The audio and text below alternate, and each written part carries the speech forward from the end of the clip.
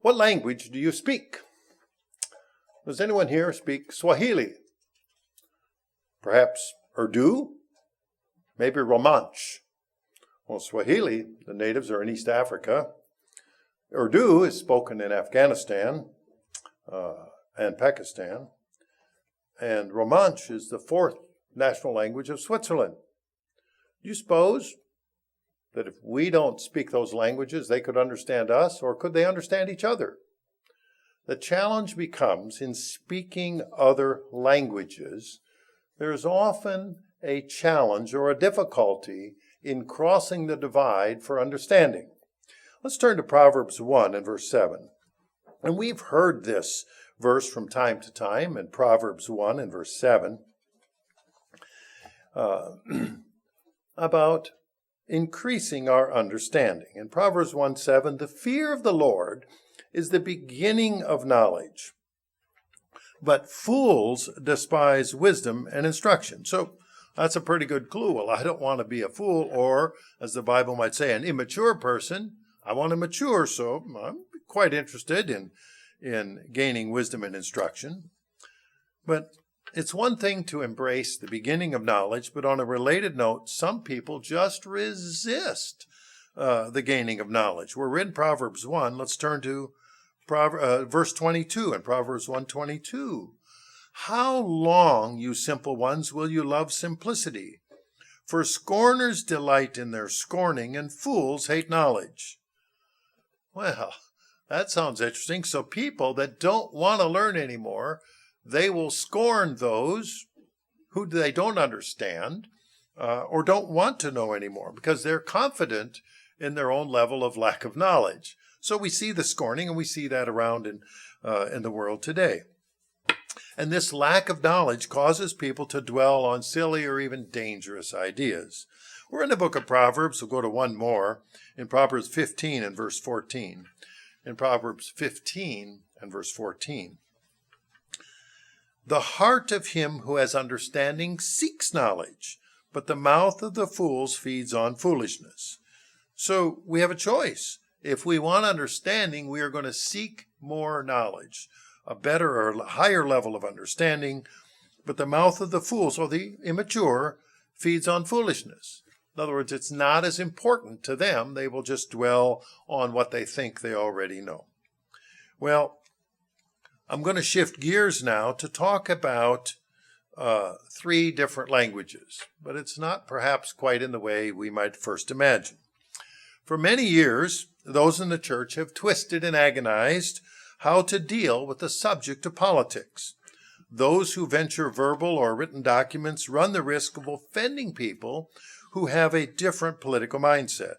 Even having an opinion about political world draws condemnation from those who choose to avoid the subject of politics altogether. Well, today I'm going to wade in where it's often said that angels fear to tread, to examine how people reach their political opinions and how the basis of those political opinions correlate or clash with the Bible. Today we'll look at what the Bible says about three ways that most people react or interpret when they're faced with making a decision. So the title of this message is The Three Languages of Politics. The Three Languages of Politics. So before we pull up scriptures regarding this subject, we need to establish a working definition of politics. Now, some of us who've been around in church for a while, we often hear that commonly said that politics was a negative endeavor. And I've picked out one quote, the ungodly wrangling and strife for self-aggrandizing power. Well, this particular definition of politics is often used in church, is not a dictionary definition of politics. And as a result, the common church culture has often reinforced a negative definition of politics for decades. The academic definition of politics is actually neutral. The definition we use in the classroom is simply this. Politics is the process by which people make decisions for a community. The political process perceived as negative because of the abuse of the decision-making process. Perhaps you've heard people say, I don't get involved in politics, or that's just politics. Perhaps we've even said these things ourselves. Yet if we examine our own lives, we're involved in politics every day. In our families, we have a process by which we decide what groceries to purchase or perhaps what to grow in the garden. We have a process to decide what kind of car we drive, whether we decide to rent or purchase a home. We choose the clothes that we and our children wear. These are all political decisions. As church members, our families decide where to attend the Feast of Tabernacles, where our kids go to summer camp and other church activities to attend. When the local congregation needs to make a decision, there's a process by which that is done. When the church as a whole makes a decision, it has a methodical process to do so. These are all what we could call political decisions. Our employers decide whom to hire, how to produce goods and services, and how to market those goods and services. Those actually are all political decisions. As employees, we live in a highly political environment. We have to perfect our resumes or our job applications in order to get a job in the first place. Who gets promoted over whom can be a political process. Or perhaps you're an employer. The selection of vendors, the navigation of government regulations, the competition for customers to require, all of those require an astute understanding of various political processes of vendors, government bureaucrats, and customers. Politics is everywhere around us because decisions are made all day, every day. Some of those decisions are made with our input, and many of those decisions are made in the absence of our involvement. The ancient Greek philosopher Plato noted that one of the penalties for refusing to participate in politics, or you could say decision-making, is that you end up being governed by your inferiors. Who wants other people to make their decision for them? Well, politics is the decision-making process for a group of people. Whether it's a small group of people or a large group, the age-old question then comes up, who decides? Well, there's three general philosophies about the decision-making process. Each of the decision-making philosophies appear to be hardwired in everyone. Each of these philosophies then point to the Bible as their authority for mandating that everyone must agree with them to the exclusion of the other two philosophies. We might say that these three philosophies, or languages, are ways of thinking. They're actually hardwired into our brains from an early age. We are predisposed to think a certain way. Just as language is learned at an early age, so is our way of looking at the decision-making process. You ever tried to convince someone who had a different opinion than yourself? Most people are so locked into their way of thinking, they can't wrap their mind around any other concept or methodology. I know when I first came into church, it was important that I convince everybody that what I thought, what I had discovered, was absolutely true. Maybe you had that experience too. And why they should just readily see it. Here it is. I'll open up the Bible and explain it to them. And for some reason, not everyone around me saw things the way I did. And some of those, perhaps we have an awkward or embarrassing experience ourselves. Each of the three mindsets, or these languages we'll look at, has what we see as what one analyst called a big bad. What is the enemy or the adversary to their way of looking at life? Well, I've named or titled this message after Arnold Kling's 2013 book called The Three Languages of Politics. And he explains the major three ways people look at life and how they make the decisions. And he described these ways of making decisions like tribes that speak different languages. So you can self-analyze today, which tribe do you belong to? And in each of these tribes or languages, there's a bad guy, the big bad wolf, the adversary. And each of these tribes will point to the Bible to support their argument as to who's the good guy and who's the bad guy. Well, today we're going to see then what the Bible says about the three ways of thinking. And whether we admit it or not, each one of us is inclined to think in one of these three ways, or perhaps a combination of two of these ways. And the first thing we can look at is, the first methodology is liberty versus coercion. Liberty versus coercion, which is point one. Some people instinctively and automatically look at almost everything in life through that lens. Does it contribute to liberty, or am I being coerced and forced to do something?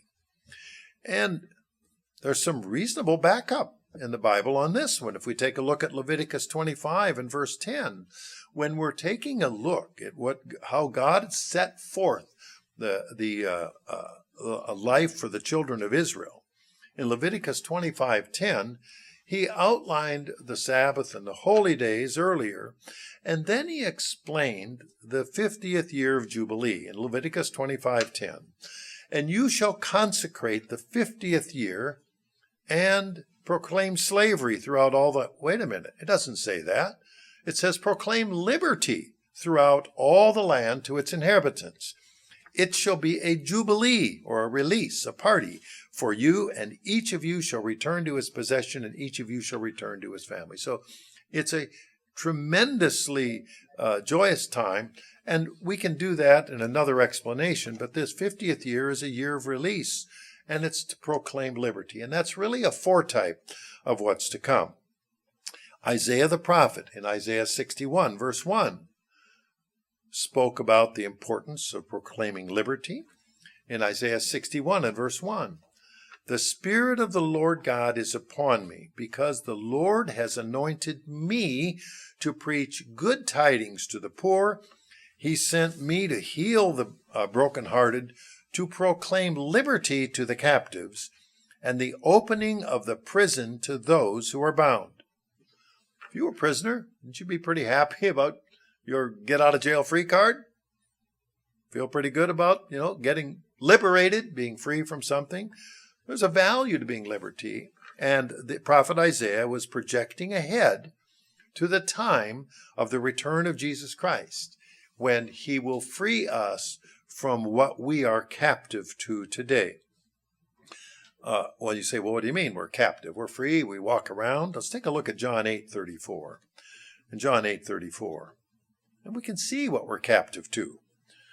In John 8:34, Jesus answered them, most assuredly, I say to you, whoever commits sin is a slave of sin. How'd you like to be free from being a slave? And yet we're all, to some extent, a slave to sin. So Christ said that sin is caused because we're a slave to sin. And then he goes on to say in Luke 4 and verse 18, in Luke 4 and verse 18, the words of Jesus, as to why or what he is doing here on earth. What is his purpose? What is his function? In Luke 4:18, the Spirit of the Lord is upon me, because he has anointed me to preach the gospel to the poor. He sent me to heal the brokenhearted, to proclaim liberty to the captives, and recovery of sight to the blind, to set at liberty those who are oppressed. So we can see this is a pattern. This is a pattern that was set out early in Leviticus, explaining the importance of this liberty that was to be done in the Jubilee year. It was prophesied by the prophet Isaiah about Jesus Christ coming in human form to proclaim liberty to the captives. We know that captives are captives of sin. Now, there are people that are slaves literally, and not just slaves to sin, but actual. I know that my daughter's married to a young man from Great Britain. His parents live in Great Britain. They also have a winter home in Malaysia. So, until COVID hit, they would spend their summers in Great Britain, and they're retired, and their winters in Malaysia, near the equator. Well, you can't leave your home unavailable or open all the time, so they have a house sitter in Malaysia. It's a lot cheaper to live there. And so they have a former escaped slave who is their housekeeper. In this day and modern age, slavery exists around the world. We just don't hear the same about it. Jesus Christ came to proclaim liberty to the captives, whether it be physical captive or a captive to sin. The question then, if we're looking at liberty versus coercion, and this is all under who makes decisions, we ask, well, who does make your decisions? Are you free to make your own decisions? or is somebody coercing you to make your decisions in life, whether it's where you go, what you do, what you believe, and how you do that? I've mentioned before, as a high school teacher, I've asked students if they would like me to make their decisions for them. Just go ahead and entertain that thought. And I go on to explain I've raised a number of successful and accomplished children. So I've experienced at making excellent decisions, and I could relieve those students from the decision-making process. They could relax. I could tell them when to get up in the morning. I could tell them what they should eat for breakfast, what clothing they'll wear for the day, how they will get to school, and when they get to school. I could decide what classes they should take, what they eat for lunch, who their friends are. I could say how much time they can spend with which friends. I can decide if they spend which particular extracurricular activities, what they do then with their leisure time, how much time is allocated for homework. By now their jaws are pretty well dropped on the floor. And then I will pick out the foods that they can eat for snacks or supper, and then I alone will decide what beverages they can drink and how much of it perhaps they can consume. I will decide whether they can watch TV, and if they do, what programs can they watch. Perhaps I will look to determine what movies they can go to that may be accessible. And I will definitely set their curfew out and set limits on when they're old enough to date. I will screen whom they can date and how often and so forth, and I might even go along with them as a chaperone. Now, then I ask for volunteers. How many people are willing to let me make their decisions for them?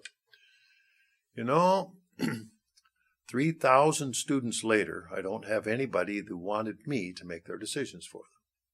Why is that? I've just outlined what a wonderful job I could do. I mean, I was astounded. Why don't they let me do this for them? After all, I'm a generation or two older than they are, and I've proven this decision-making, and yet what do they all want?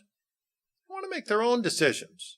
They want freedom and not coercion. They don't want me or anybody else to tell them what to do, at least initially. So there is this point one about freedom versus coercion.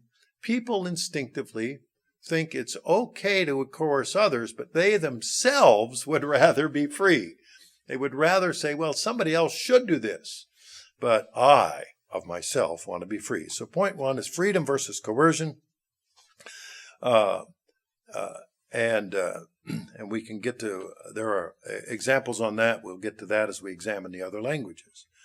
The next political language is civilization versus barbarity. Civilization versus barbarity. Well, the concept behind this type of political language is that without a reasonable set of common rules, society would melt down. A free-for-all, lawless society would then create a miserable and even unlivable situation for many people. The law of the jungle with survival of the fittest would emerge. Indeed, and in reality, that's been the story of mankind for the last 6,000 years of recorded history. Throughout history, if someone wanted to gain wealth, then to the extent they were able, and they were strong enough, they would simply take that wealth from other people. This hasn't just happened throughout history in the past, people taking stuff from others, but it still happens all over the world today. However, the people who respond to God's calling see things differently. God's people honor and respect the 10 Commandments, the commandments that were handed down by God at the creation of mankind, the 10 Commandments that were later chiseled in stone on Mount Sinai, and then carried around as a constant reminder by the children of Israel in what was called the Ark of the Covenant. The 10 Commandments are clearly listed in Exodus 20 and Deuteronomy 5 and sprinkled throughout the rest of the Bible. In fact, it's foundational. What a remarkable world we would live in if everyone kept just one of the 10 Commandments, how it would change our lives. But then some people willingly disregard the laws of God, and they knowingly or unknowingly embrace Satan the adversary in the coming of the future beast power of the end time. Paul wrote to the church in Thessalonica in 2 Thessalonians 2. In 2 Thessalonians 2, we're going to look at verses 8 through 12. Because you see, what we're looking at is those who want a certain amount of rules to establish civilization. But, as they say, the devil is in the details. What kind of rules are we going to have? Are we going to have rules that everybody lives by, or is it rules for thee but not for me when it comes to the rulers? So 2 Thessalonians 2, verses 8 through 12. And then the lawless one will be revealed, whom the Lord will consume with the breath of his mouth and destroy with the brightness of his coming. The coming of the lawless one is according to the working of Satan with all power, signs, and lying wonders, and with all unrighteous deception among those who perish, because they did not receive the love of the truth, that they might be saved. And for this reason God will send them strong delusion, that they should believe the lie, that they may all be condemned who did not believe the truth, but had pleasure in unrighteousness. So the lawless one, meaning those inspired by Satan, threw over the law. They threw over the potential for mankind to live in harmony, to live in peace, to subscribe to the rules of civilization, so we can all get along. And here Paul is writing that it's important for us to avoid being susceptible to strong delusion so we don't read a lie. We read earlier in Proverbs 15:14, it's our own personal responsibility to seek the truth, to seek knowledge, to seek understanding, so we're not susceptible to lies. In Proverbs 15:14, the heart of him who has understanding seeks knowledge, but the mouth of the fools feeds on foolishness. Now, recognizing that there's a certain amount of laws of society, in order for us to all get along and society doesn't melt down into a barbarian situation, we know that there are people who claim to be Christians, but then they openly disregard God's laws. The Merriam-Webster dictionary defines these people as antinomians. They don't believe in keeping God's law. So you look in Merriam-Webster, it says, one who holds that under the gospel of dispensation, the moral law is of no use or obligation because faith alone is necessary for salvation. So they're just imagining that everybody will be fine. We don't need the law to help us out. Well, how does that turn out in the world? And we see a lot of disasters in every direction that we look when people disregard the law of God. Well, if we hold to the laws of God, then what happens when mankind arrogates the power himself, the power of God? Well, we should follow God, therefore we should follow me because I'm following God kind of approach. So I'll make the rules and you'll all be better off. Now just put yourself back in the high school student position. Well, throughout the ages, till the last several hundred years, rulers embraced the idea that they ruled over other people by divine right. And the idea of divine right is that God put the ruler in power, therefore anything that ruler must do, it has to be God ordained, because after all, they're in power. There's a famous remark, or an infamous remark, attributed to an absolutist monarch. Absolutist means that king says, whatever I say is the law, and if you object, you're subject to the death penalty. Well, there was an absolutist monarch, King Louis XVI, and he was the last French king before the French Revolution. And in paraphrased in English, he said, or it's claimed he said, I am the law. Actually, it comes across as, I am the state. Whatever I say is the law approach. And so whatever came out of his mouth was the law, even if it contradicted some other law was against people's well-being. You probably heard of King Louis XVI, happened to be the husband of Marie Antoinette. Not surprisingly, the people had an uprising there, and both the king and the queen were beheaded. The children of Israel didn't always have kings to govern over them. God expected everyone individually to obey God's laws. And then God appointed judges to decide in matters of dispute. We'll turn to 1 Samuel 8 in a moment. For 400 years, Israel was ruled by judges who decided disputes. Hey, wait a minute, is the property line here or is it there? Did somebody move the marker? What about a dispute in a transaction? There were disputes that came up, misunderstandings along, and so there were judges. And then there were judges that raised up defenses for the nation when they were attacked by other nations. Well, but the ruling by judges who were raised up by God, that wasn't good enough for the children of Israel. They saw flaws in the character of the judges, and they decided that having a king was a better idea. Indeed, in fact, if we go back to Deuteronomy 17, it was prophesied that Israel would want a king. This was in the wilderness. When they came into the promised land, it was prophesied that you're going to want a king. And when you do, you need to read this part of the law where it says, here's the responsibilities of a king. Well, let's turn to 1 Samuel 8, starting in verse 4. And we come to this story about the elders of Israel, 1 Samuel 8 and verse 4. They wanted to throw off the system of the judges. They saw the human characters of the flaws, said, we can do better than this. We'll just do like all the other countries do. We'll have a king. Yay, and then we'll be normal. Verse 4, and then all the elders of Israel gathered together, came to Samuel at Ramah and said, look, you are old, your sons don't walk in your ways.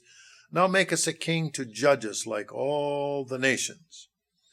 Verse 6, but the thing displeased Samuel, and they said, give us a king to judge us. So Samuel prayed to the Lord. And the Lord said to Samuel, heed the voice of the people in all that they say to you, for they've not rejected you, but they have rejected me, that I should not reign over them. What was God's expectation? It was that they should control their own behavior, that they should be responsible directly and individually to God, and they would come together. If there was a conflict, then the judges would resolve that. Verse 8, according to all the works which they have done since the day I brought them out of Egypt, even to this day, with which they have forsaken me and served other gods, they are doing to you also. So they abandoned the true God, absorbed some of the local customs, and now they're trying to throw over the prophet that God had sent. Verse 9, now therefore heed their voice. Give them what they want. As the saying goes, give them enough rope and they'll hang themselves. Well, this is what we're reading right here. Therefore heed their voice. However, you shall solemnly forewarn them and show them the behavior of the king who will reign over them. So what did these children of Israel want? They wanted civilization their way. They wanted to do it without the Ten Commandments. They wanted to do it without the expectations of God. We'll just have a king, and then he can rule over us. He can do it. Verse 10, so Samuel told all the words of the Lord to the people who asked him for a king. And he said, this will be the behavior of a king who will reign over you. Now we have the list, and it's an unpleasant list. He, meaning the new king, will take your sons and daughters and appoint him for his own chariots and to be his horsemen. Some will run before his chariots. In other words, announcing his presence. Think of press secretary. He will appoint captains over his thousands and captains over his 50s. He will set some to plow his ground and reap his harvest, some to make his weapons of war and equipment for his chariots. He will take your daughters to be perfumers, cooks, and bakers. He will take the best of your fields, your vineyards, your olive groves, and give them to his servants. Ooh, favoritism. Helping out people that scratched his back, and he rewarded them. He will take your male servants, your female servants, your finest young men, your donkeys, and put them to his work. He will take 1/10 of your sheep, and you will be his servants. Well, we'd be happy if they only took 1/10 nowadays, right? You live in New York City, it exceeds 50%. Sorry for those who might be watching in New York City. And you will cry out in that day because of your king whom you've chosen for yourselves, and the Lord will not hear you in that day. Because why? You've chosen the path, he's telling them. That's the decision that you wanted. Well, the idea of having laws for an orderly society is not bad or wrong. The problem is when the rulers make laws burdensome to the people. The problem is when rulers take for themselves the wealth of the people, just as we read in 1 Samuel 8. The kings then arrogated power and wealth to themselves. And even today, many rulers make laws to protect their friends and line their pockets with riches taxed from others. We can just see who sponsors the big television programs, for example, and who pays for the ads as to what who's really pushing an agenda. It's, on the other hand, understanding that civilization versus barbarity, without laws, a community or a nation would descend into chaos and barbarity. And there's a certain amount of organization and codes that are necessary for the operation of a civil society. So we look around, we have driver's licenses and laws outlining how to resolve disputes in the courts of law. The challenge becomes when civil laws are so restrictive as to make people chafe under the leadership of the rulers. Jesus Christ had something to say to his disciples about being a ruler. In Matthew 20, starting in verse 24, Matthew 20 and verse 24. Now, this was after a couple of disciples had asked if they could rule with Jesus Christ on his right and his left hand. And what did Christ respond in verse 24? Matthew 20, verse 24. And when the 10 heard it, they were greatly displeased with the 2 brothers. 2 of them wanted to be rulers over the rest. So they were a little chafing. But verse 25, but Jesus called them to himself and said, you know the rulers of the Gentiles lord it over them, and those who are great exercise authority over them. Yet it shall not be so among you. But whoever desires to become great among you, let him be your servant. Boom. Jesus Christ explained how to be a great person was to be a servant to others, not to lord it over with authority over others. We look back in Matthew 15:19. In 15:19, Matthew 15:9. What did Jesus say? And he's speaking here of the Pharisees, who he had just called in verse 7. He called them hypocrites, said they honored God with their lips, but their hearts were far from him. And then in verse 9, what did Jesus say about those Pharisees who had lots of rules for everybody to live by? In vain they worship me, teaching for doctrines the commandments of men. So they wanted to make sure that everything was done right and orderly, but they went far beyond the laws of God. So there's one way of looking at the world, and that is civilization versus barbarity. And so fundamentally, we've got to have a certain amount of rule of law and civilization, because if we don't, society will melt down. On the other hand, we've got to be cautious that it doesn't get overdone. The third language or methodology of looking at everything in the world is this mindset sees the oppressed versus the oppressor. The oppressed versus the oppressor. Well, this mindset sees most of the world as oppressed. And because there are people who are oppressed, someone else must be to blame for their oppressor. Someone else has to be the oppressor. So, therefore, they constantly look to the victims, who they call victims, and then blame someone else for the other people's problems. This is a problem, because that means now we have everyone is capable of being a victim of something, but we don't have to remain victims. We don't have to stay victims in our own mind. And yet it's important for people in this mindset to always assign the position of oppressed versus the oppressor. The problem comes about with, if everybody's oppressed, which one is more oppressed than the next one? So this mindset, then we call this intersectionality. Well, if you're a woman, you've always been oppressed by men. Therefore, you have special treatment. But if you're a transgendered person pretending to be a woman, you're even more important than a woman. So that maybe is a higher value to those people, because those are even more oppressed. Well, what if you're a believer in a religion that sacrifices other human beings? Well, that's clearly against God's law, and yet there aren't very many of those, so they're a severe minority. So we have to respect them, even though they're killing their babies before they're born, because those people are oppressed. Somebody else is telling them what to do. And so we have this constant approach of when they're looking through the keyhole at the door of life, and they peek through the keyhole, all they see is oppressed people. And therefore, someone else is the oppressor. Well, we've taken a look earlier at the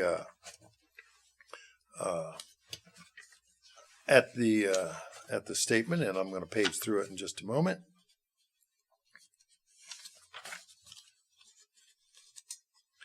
The reason Christ came was in Luke 14, verse 18.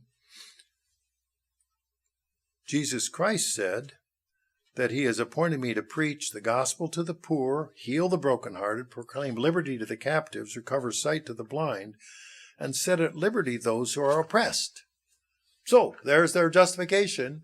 Everybody's oppressed, so Jesus Christ gives us the authority now to assign an oppressor for everyone else.